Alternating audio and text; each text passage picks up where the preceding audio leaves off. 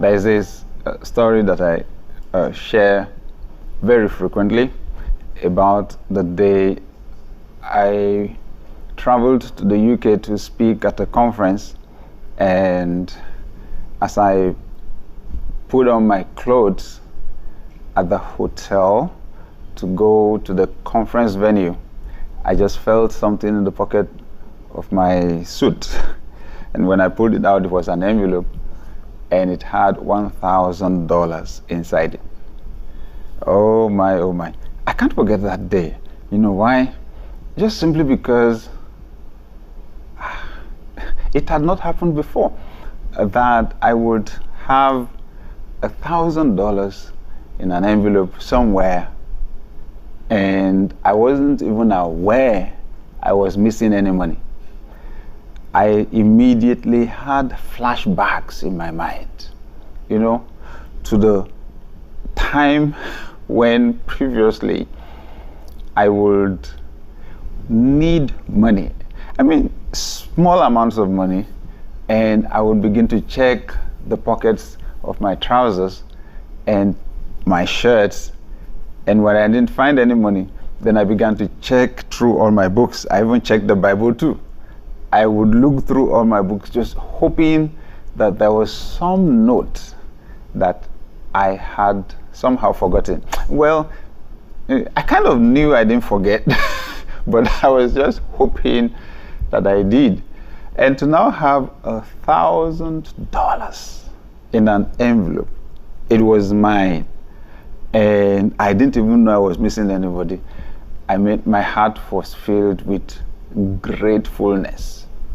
Okay, so I know there are many people that are still in the situation that I was in before, the scenario where the money is not enough.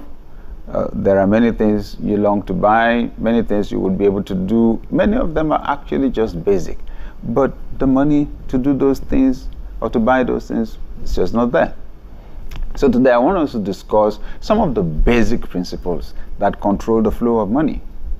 I'll never forget the day I was walking through the airport hotel in Ikeja, Lagos, and I saw a bookshop. It was a small bookshop, so I branched in. So as I was looking through the books on the shelf, my eyes fell on a particular one that grabbed my attention. It did not just get my attention, it grabbed it. It was titled Think and Grow Rich by Napoleon Hill. Wow. Think? They had not told me that before. That you can think and grow rich. I knew about work and you grow rich. But think. Wow.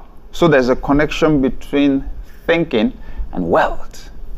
Absolutely, yes, there is. So that's our starting point today. So I began to read. I began to listen to audio, speeches on audio. I began to watch speeches on video over and over and over and over. And then I got close to some mentors who were way ahead of me.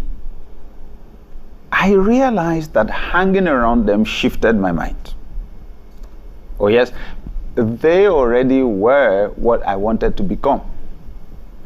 So when I hung around them, I observed a few things. I observed that their speech was different, more positive. Yes, I observed that about wealthy people when I began to get close to them. That they are positive. Okay, they have a positive outlook on life. It's amazing. And then I stumbled on something and tried it. To cut pages of magazines and to stick them on the wall in my bedroom so that I could see over and over and over and over again that picture. Wow. The ones I was listening to, the same results. And I put some copies in my car and put them on continuous play. Gradually. Okay, so let me tell you what happened. I found out that I was changing on the inside. I found out the way I thought was changing. I was now beginning to think like my mentors. Yes. And at first that scared me. It was like I was a fake. I was imitating somebody else. But I found out, well, some people say that you can fake it till you make it. You fake it because your mind does not recognize the difference between reality and imagination. I would sit in on conversations and my mentors or senior friends would be discussing millions. Yes, millions. And they would talk about how they did this investment, how they disposed of it, sold it, and then got this in return, and then how much they paid and so on. I just kept quiet. I just kept silent. I realized some foundation needed to be laid for me before I would practically get into wealth creation. So the starting point is for you to believe that you are rich, and you want to get yourself to that point as fast as possible. So remember what I said. You want to shift your thinking. You want to be able to conceptualize yourself as a prosperous person or a wealthy person. Read books. Read books on finances. I've read books written by millionaires. I've read books written by billionaires. I've had interviews with successful people.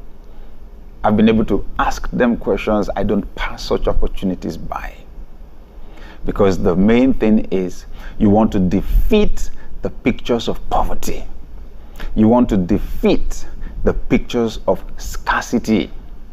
Yes, in fact, you want to shift how you think. That's what you want to do.